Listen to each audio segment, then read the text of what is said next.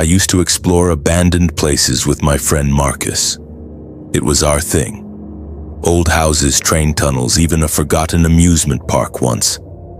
We'd take flashlights, our phones, and just see what we could find. It felt like urban treasure hunting. But last summer we found a place that ended all of that. There was this orphanage about 30 minutes outside our town, St. Mary's Home for Children. It had been closed down since the 80s. The stories around it were vague.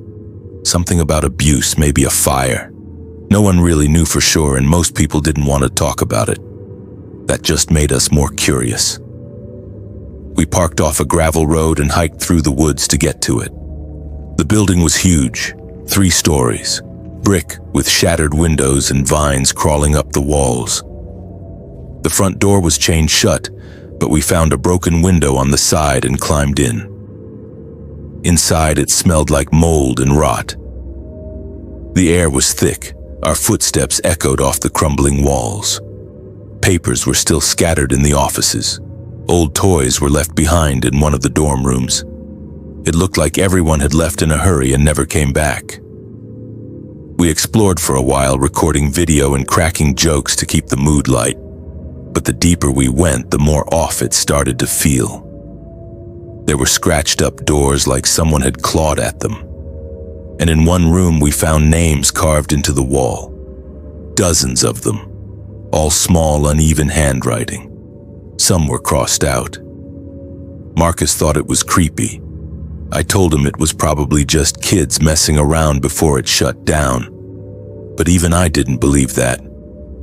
There was something cold about that room. The air felt heavier, and we both noticed a strange smell coming from the vents. It was sweet, but spoiled, like old fruit and copper. We were about to head back when we heard something. A thump, then another coming from downstairs.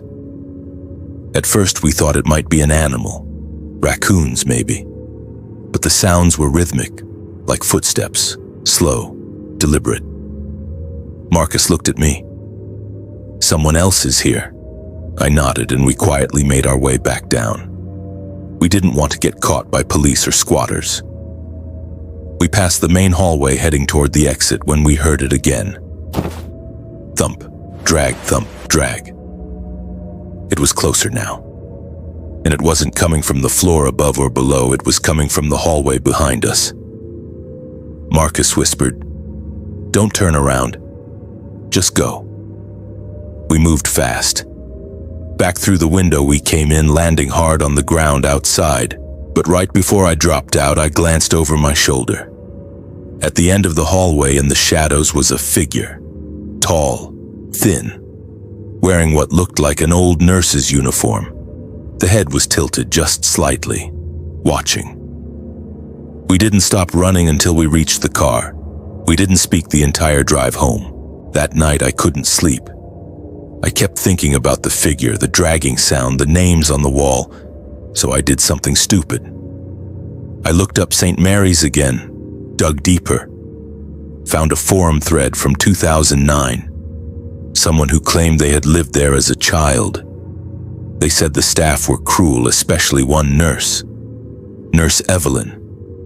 She'd punished the kids by locking them in the basement. No food, no light, sometimes for days.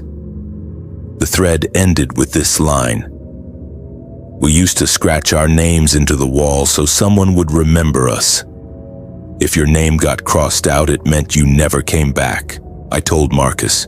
He didn't want to hear it. He said we should forget it, delete the videos, move on. But I couldn't. I watched the footage again. Most of it was shaky, grainy, but in one frame, just one, you can see her, Nurse Evelyn, standing at the end of the hall. Her eyes are completely black. The next few days were weird. I started waking up at 3:12 a.m. on the dot, every night. The first time I thought it was a coincidence. The second time I noticed my phone had a notification. A photo, one I didn't take. It was blurry. My bedroom, taken from the foot of my bed. Marcus called me that night around 2 a.m. He sounded off, said he was hearing things in his house. Thumps, whispers. He said he felt like he brought something back with him, that he was seeing her in mirrors, that she was standing in his hallway when the lights went out. He didn't sleep after that, said he stayed up all night, flashlight in hand, door locked, waiting. But it didn't matter. That was the last time we spoke. Marcus went missing the next day. No sign of forced entry, no note. His car was still in the driveway. But the front door was wide open, and on the wall, scratched in deep, uneven letters, was one word: returned. I told the cops everything. They didn't believe me. They said Marcus probably ran off, that he was under stress, but I knew better. A week after he vanished, I got a package in the mail. No return address. Inside was a mini DV tape, like from an old camcorder.